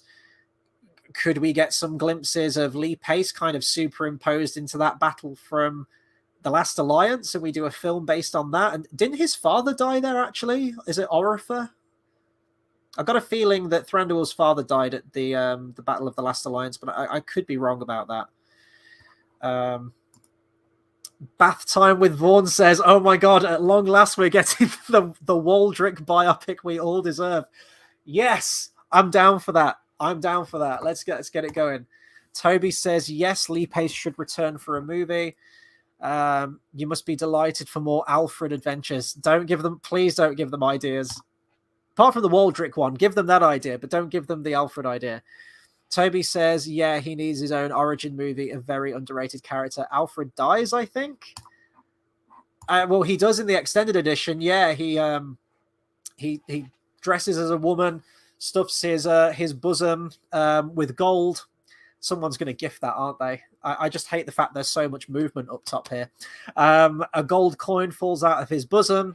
He hides in a catapult of all places, because why not? The gold coin falls out, hits the lever. Somehow the gold coin puts enough pressure on it to release the lever, which is just ridiculous. Slingshots him in. Did it not occur to Peter Jackson at any point, like, just saying this out loud is fucking stupid? Catapults Alfred into the mouth of a troll that's about to kill Gandalf, which chokes the troll, kills the troll, and also kills Alfred at the meantime. Yeah. Oof, oh boy. Anyway, that's all I've got for ideas. And then I've just written appendices, because I don't know what they have the rights to and what they don't have the rights to. There's a timeline of Arda in there. There's some very, very Cliff Note versions of First Age stuff, Second Age stuff. I think they're going to stick to the Third Age stuff, because it ties in with the films that have already preceded it. It ties in with characters. They're not going to go they're going to have Lord of the Rings in the name. We've seen that from the War of the Rohirrim. They can't just call it War of the Rohirrim. It's got to be the Lord of the Rings, the War of the Rohirrim, despite the fact that it doesn't really have anything necessarily to do with the Lord of the Rings, Sauron in question. So anything of these, it's always going to be under the title The Lord of the Rings. So I think all the projects they pick are going to be related to things that we have seen before. So that's my pick of stuff. But let me know which projects you'd like to see. Some of you already are, but any ones from the books that I haven't mentioned that you genuinely would love to see and be explored, I'd really love to see that. So let's get some ideas going with that. I'm just going to take a quick drink, guys.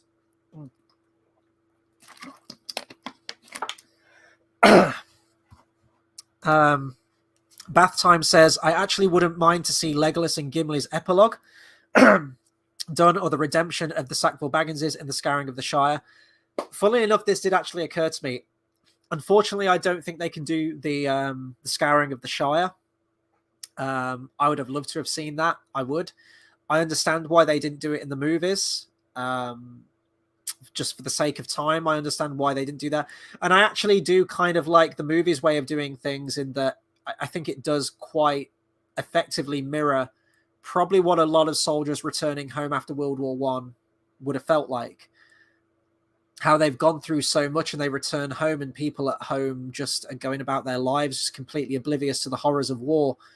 And a lot of people had, massive PTSD from it and just couldn't adjust to civilian life afterwards because they've gone through a life-changing experience.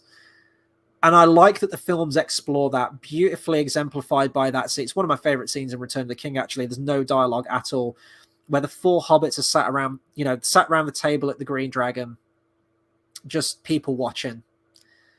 And without saying a thing, you know exactly everything that's going through their minds, and they all just cheers in the middle and get on with it. I love that scene so much. And it says so much. So I like the way that the film handles things, and I think it is very effective. And I think it is still in keeping with the themes of the historical events essentially related to Tolkien's life. And I know Tolkien hated allegory. I know he did, but sometimes it's unavoidable. And you can see links as to maybe themes that he might have been influenced by to try and bring into it. But I would have loved to have seen the Scouring of the Shire. Not to mention the fact that Christopher Lee has passed away, and Saruman or Sharky is a focal point to that, definitely. But Legolas and Gimli's epilogue I'd love to see, because you could argue you'd still have to kind of de-age Legolas a little bit, but that would account for Gimli's John Rhys-Davis's older appearance.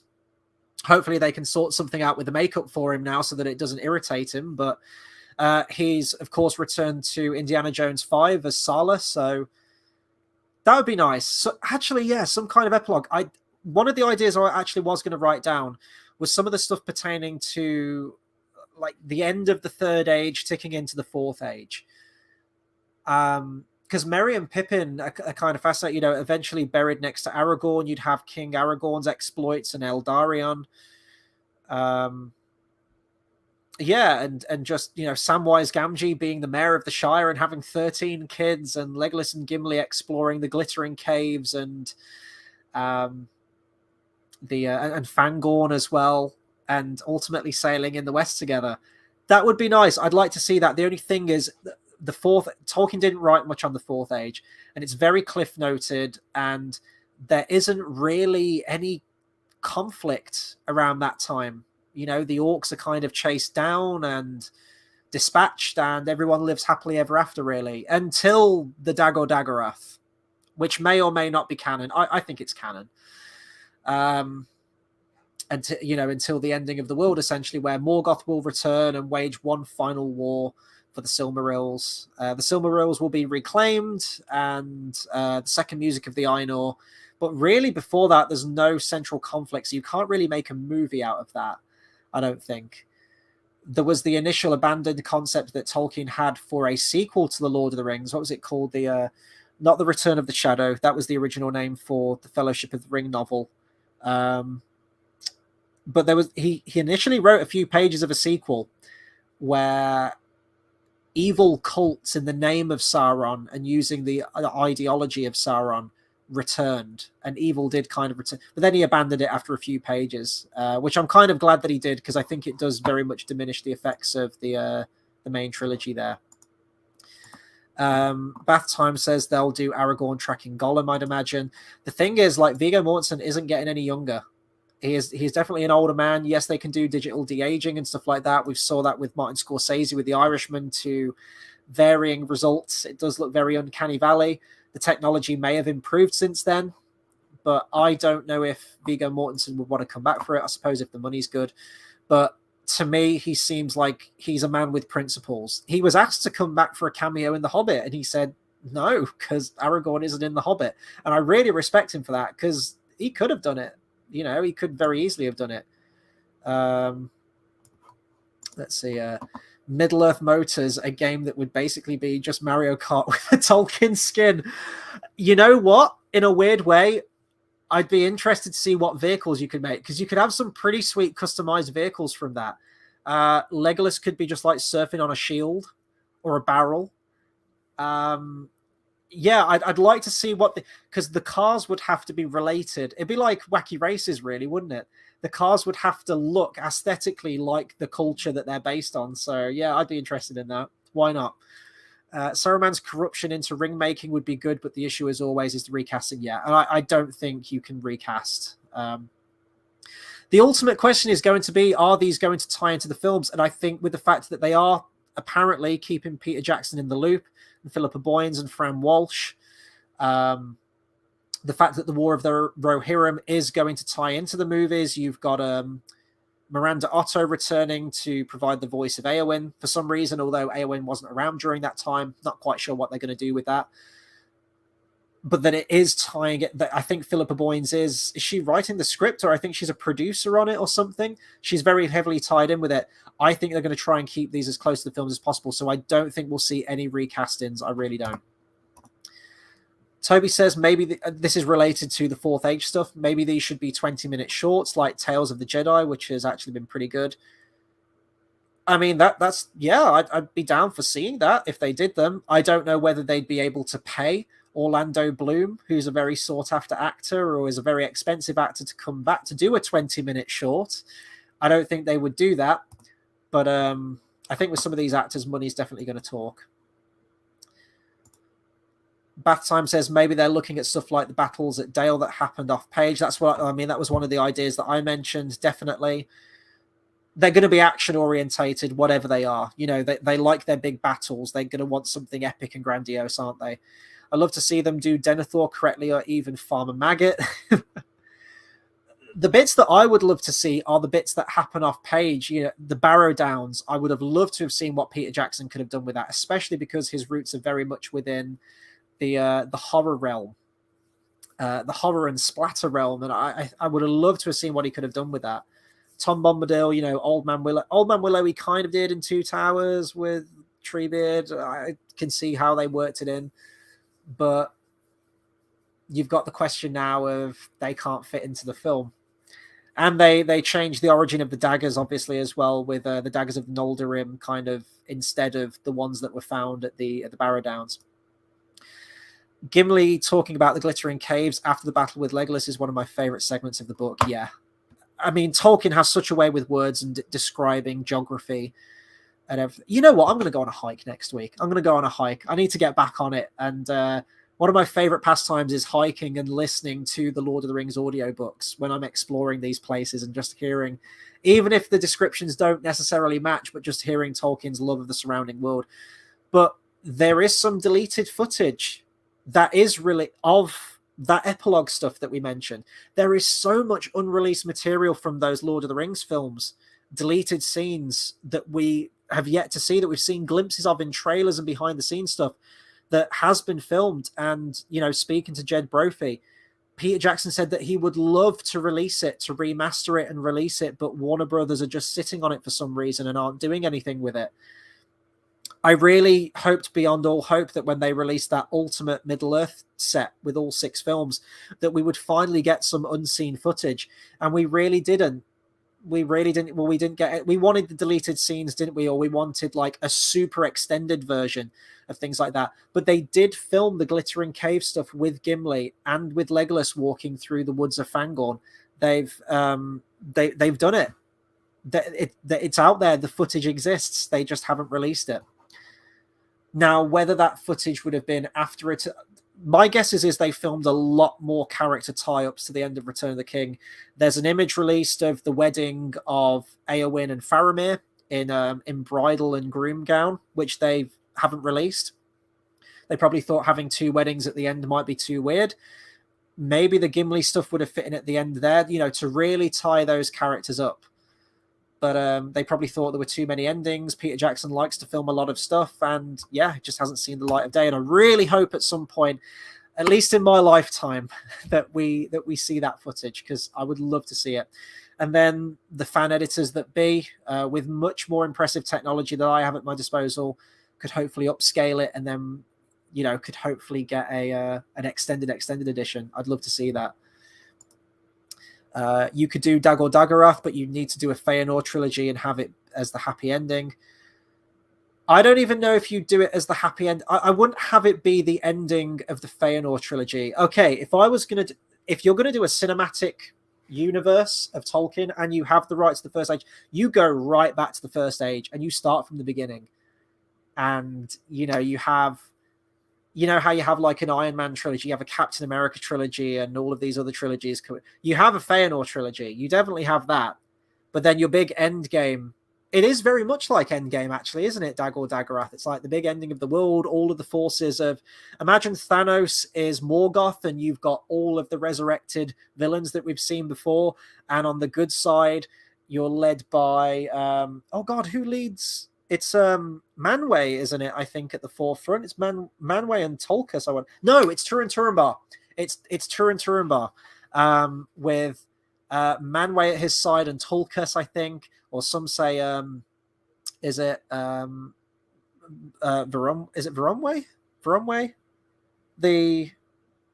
I can't remember. I can't remember now. The names have escaped me. God, I really need to read the Silmarillion again. I apologize. But yeah, and then it's just a big battle of everyone, every character that you've seen, the entire fellowship, people that have died, elves that have died, they've all been resurrected. It's like the Book of Resurrections, and it's a big fucking fight, and that would be Endgame. That's how you do it. That would be your ending to it. Legolas Pro Skate. Yes, I'd love to see that. Well, they mentioned the video game company, so if we're getting more Lord of the Rings video games, you're giving some ideas right now. The Angmar stuff would be wicked, but they never gave the hobbits the proper blades in the films. Yeah, I know. When's your mate doing that Waldrick edit? It's been months now. I actually spoke to him earlier today. He's doing okay. Hopefully at some point I'd love to get him on another video again. We've talked about jumping on for a watch along of the Russian version of The Hobbit. Now I need to be really fucking careful with that, because I did a watch along of the Swedish version of The Lord of the Rings, Sagan om Ringen, which you can find an edited version of on my channel now. The first time that I streamed that, my live stream got taken down, and I have a claim on my account, which I'm really worried about, because I think you get 3 and then that's it. So the Russian Hobbit would probably have to be a pre-recorded video again, and I'd have to edit it down. Yeah, but we've got some plans. And yeah, it'd be a pleasure to jump on with him again. It really would. Bath Time says, I've always found it a bit jarring when Aragorn fights a cave troll at the Black Gate, knowing that what the original plan was. I get it detracts from Frodo and Sam, but it looks awesome even as a rough cut. I'm not sure. I really don't like him fighting Sauron. I get what the intention was. They want to kind of fulfill the arc of Isildur, and doing that whole fight again. It calls back to the beginning of the first one. He's reclaiming his heritage. He's fighting for good against ultimate evil, but I do think it diminishes. I do think it diminishes the ending, and I think it makes the ending into something. It makes it into a hero's quest for Aragorn, when the focus should be on Frodo. Aragorn is doing that as a distraction, as a last-ditch effort. They all assume they're going to die, but I don't like the fact that Sauron's there. I'm thinking, like, would I even like the Anatar ghost that initially appears? When Aragorn kind of gets transfixed and starts walking forward, it's like, Aragorn, Elissa. And it was initially going to be a ghostly apparition of Anatar.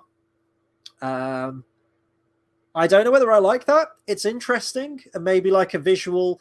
When he sees the King of the Dead in that pass through the mountains, and it's kind of like a ghostly apparition. That could have kind of been cool, that no one else sees it, and Aragorn's the only one who sees it. But I wouldn't have wanted a fully suited up Sauron in armor. I don't think I would have liked that. I'm convinced the Infinity Stones are based on the Silmarils. Maybe. Let's see. It's been a bit. Let's see.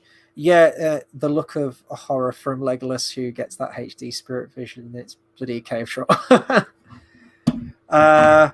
Yeah, I mean, I understand why they did it. I don't mind it being a troll. It's a little bit weird how you've got these whole armies of orcs, like the rest of Sauron's force behind those gates emerging, and there's one troll in the ranks. That is kind of weird, but, it is what it is. Anyway, this is a very long stream, and we haven't got... I think, Bath Time, you might be the only person who's watching this stream at the moment.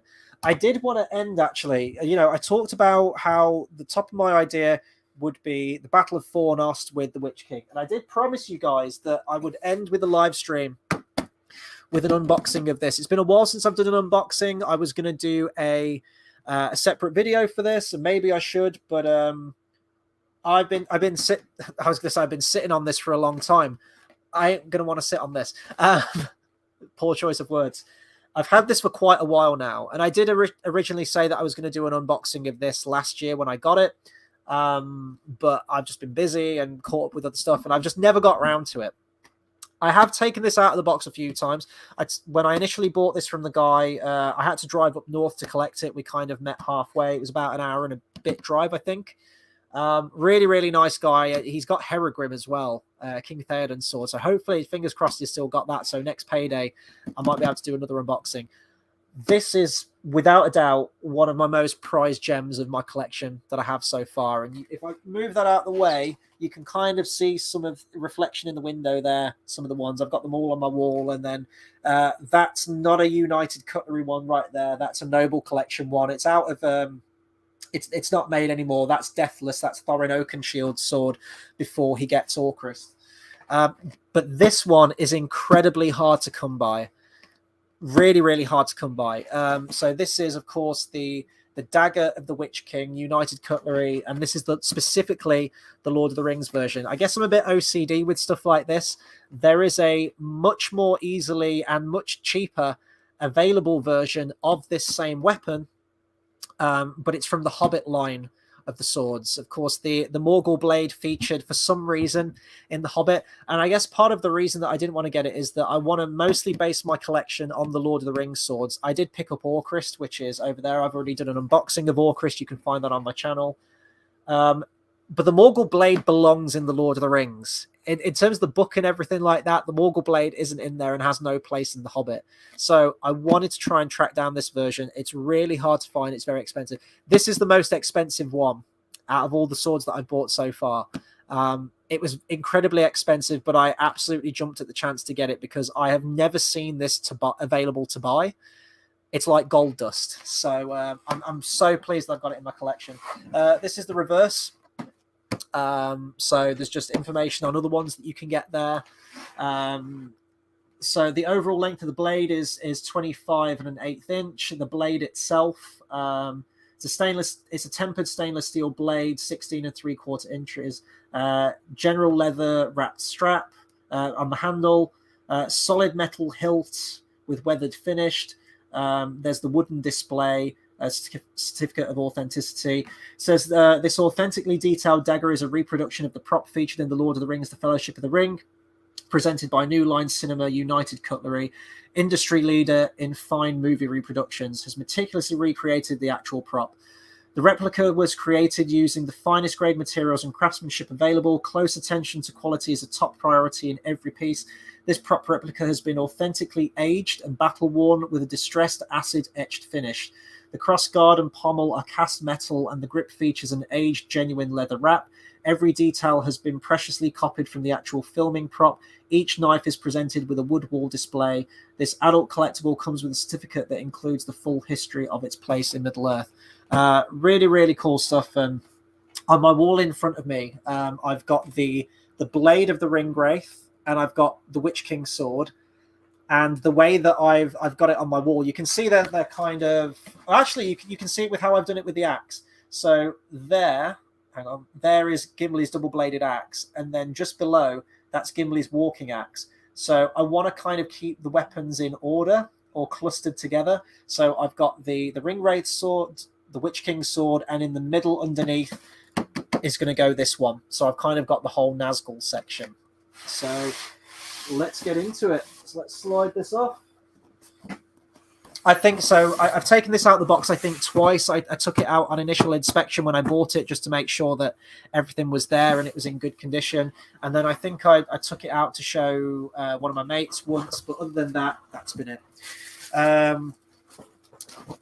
Let's see. So let's just grab the... I won't show the wooden display because it's just like kind of like the bog standard one.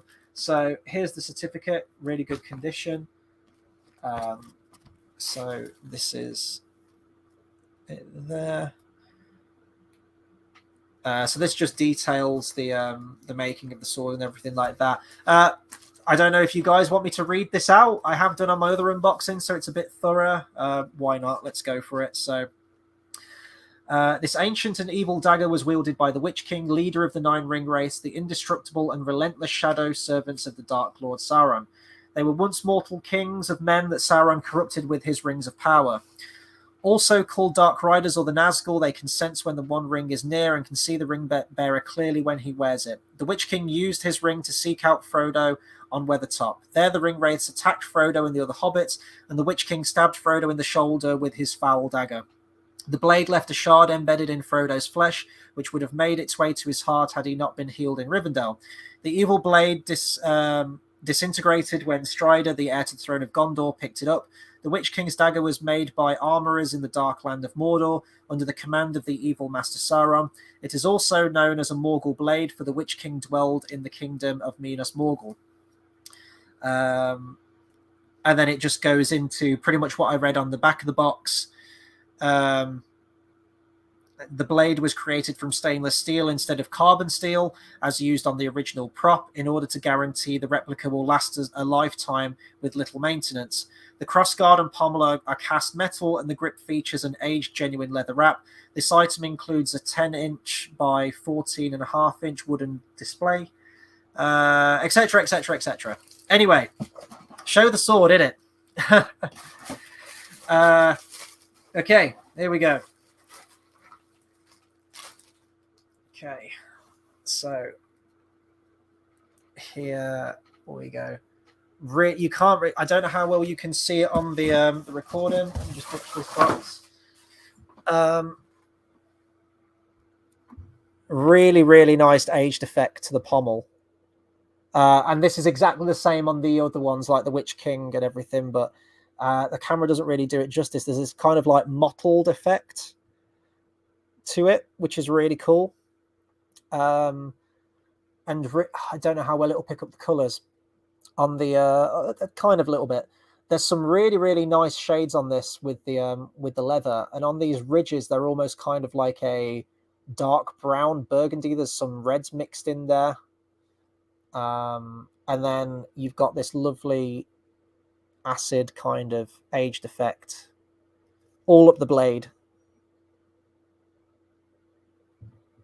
I want to say as well, usually these replicas have blunted edges to them.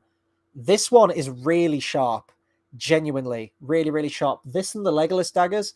The Legolas daggers actually accidentally drew blood. My mate was helping me put them up on my wall, and he accidentally caught the center of his hand with it, and it drew blood.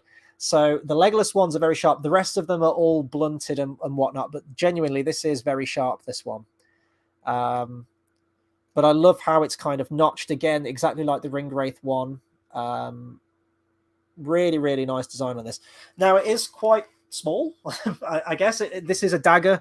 Of course, this isn't, his sword or anything like that. This is the one that I always thought he stabbed him with his sword, but he pulls out this dagger and, that's the one that he eventually gets Frodo with. Bath Time says, do you need extra insurance for all these things? I probably. I don't know. I don't really do all that adulting thing, so I'm not really, really sure on all of that, but I'd have to actually check the Hobbit one, because I did do some comparisons with this, and I'm actually not sure if the Hobbit one does have all of this aged effect up the blade. It might do. But to my knowledge, it's nowhere near as detailed with this one. And that's the lot of the cases of the Lord of the Rings ones compared to the Hobbit releases, actually. They've done some reissues of things. Of course, I mentioned that there is a Hobbit version of this dagger. But they have also re-released some of the weapons that are now out of production. And they're never quite the same quality. If this is like from the original lineup, so this would have been released in like the early 2000s as the films were coming out. And the quality is just absolutely second to none compared to, with these older versions compared to the new ones. So when I'm tracking down ones, I always try and look for the ones that originally came out if I can. But yeah, I'm really pleased with this one. As I said, I've been tracking this one down for ages, and I did actually think for a time that I would never find it. But yeah, it's feels really nice in the hand. It's got a really good balance to it as well. Yeah, and I love this barbed effect as well.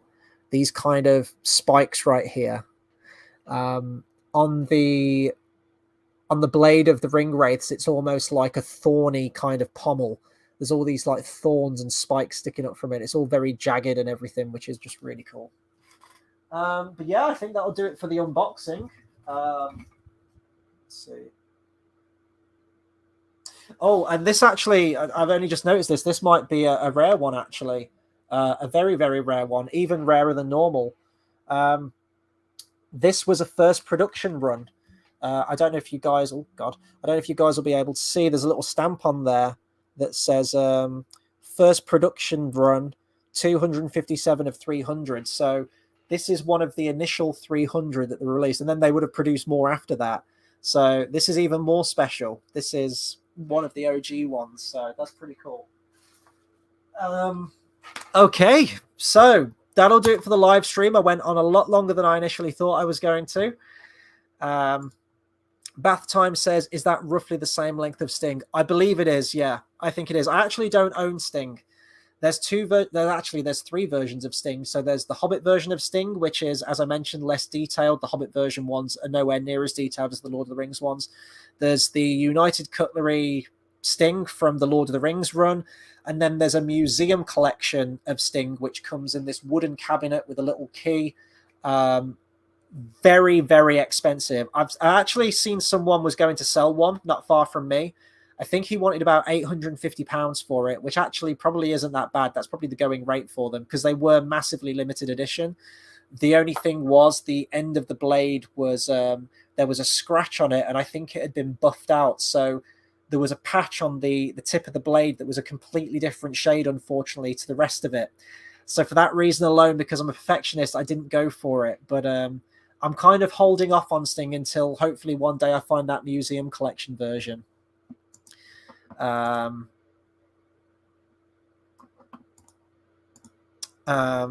Time says, I always saw them as mirrors of each other.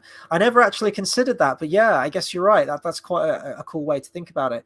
Obviously, though, he doesn't get Sting until much later, isn't it, in the film? But yeah, extra insurance needed. Yeah, maybe so. I'm gonna have to actually. That's the point when my mate comes over. I'm gonna have to get these other ones on my wall. I still don't know where I'm gonna put Orcrist. Orcrist was kind of an impulse buy. It was only £180, which is very cheap for that sword. Really good deal. Immaculate condition as well, including the box and the certificate and everything. So I did want a Hobbit section, but I've got no more wall space, and they're too big to fit in between the posters. Not to mention the fact I wouldn't want a sword hanging over my bed. So yeah. Anyway, guys, I think I'm going to round off because I need to try and get a little bit of music practice in tonight before I need to turn in. I've got work in the morning all day. It's going to be a busy weekend. So what can you expect from the channel? I'm going to finish on this. By the way, guys, if you haven't done so already, please do consider subscribing to the channel for more movie reviews, discussions, and live streams just like this one, especially if it's Lord of the Rings related. I will probably always jump on and talk about it because I'm really passionate about this shit. Follow me on Twitter as well. You can find me at Hobbit Fan Editor. And if you haven't done so already, let me know your thoughts on Warner Brothers' plans for the Lord of the Rings films. I'll have a conversation with you in the comments afterwards. If you comment after, that'd be great. What to expect from the channel? Pushing towards the Oscars now. The Oscars are going to be on the 13th of March. I still have a hell of a lot of films that I need to watch, but I will be reviewing as many of the Academy Award nominated films as I physically can get in before the night of the ceremony. Of course, I'll be actually live streaming that night of the ceremony too. The next review you can see will be on this upcoming Monday. If I can get on one before then, I will, but it's probably going to be Monday. I'm going to be reviewing the Cate Blanchett film. There you go. There's a link with the Lord of the Rings. The film Tar, which has been nominated at the Academy Awards, so I'll be reviewing that one. I do really want to go and see Cocaine Bear at some point as well. So maybe if I can get to that next week, I'll be reviewing that as well. At the end of next week, I believe, Creed 3 is out, which I'm really looking forward to. I'm a massive Rocky fan and a fan of the two Creed films that have come before. I'll be checking that out with my mate on Friday night. So I'm asking him. I don't know how comfortable he is of being on camera, but I'm really hoping he can review that with me because we're both massive Rocky fans, and it'd be great to have him on camera and to actually have a conversation with him about that after the film. So yeah, we've got reviews on that. Cocaine Wog. That'd be great. No, Cocaine Beorn. That's what it would be. Could you imagine the destruction that Beorn already levels? Could you imagine Beorn on cocaine? And actually, that didn't allegedly Mikhail Persbrandt get busted for dealing drugs. That could actually have he actually was the cocaine bear, which is great. Bath Time says Creed 3, I'm afraid, looks proper shit. I'm kind of in the same camp, to be honest. I really hope it isn't, and I really hope it can win me over. But only time will tell. Next week will tell. In the meantime, I'm going to have reviews on all the other Academy Award films, so just stay tuned. I'm going to be around. This is fun. I love chatting with you guys. It's a great way to spend an evening. Love it. Thank you to everyone that's tuned in tonight for as many hours as you have. Talking about Middle-earth, it keeps me going. You know, it's one of my favorite things, and it's always a pleasure. It's always a pleasure talking Lord of the Rings and films and the current Hollywood landscape with you. Saruman's drug empire done as Narcos for the new cinematic universe. Dude, I'd watch all of these ideas because why not? Why not? Anyway, guys, I am going to tune out now. I need to go get some food real quick, and I need to get to some music practice tonight. But this has been an absolute pleasure. Thank you so much for tuning in. Honestly, you guys have no idea how much of it means the world to me that you still tune in and watch my stuff. So, yeah, I'm not going anywhere. I'll be live streaming again before you know it. So take care, everyone. Have a very good night. Have a good weekend. Have a safe weekend. And I will catch you very, very soon. Take care.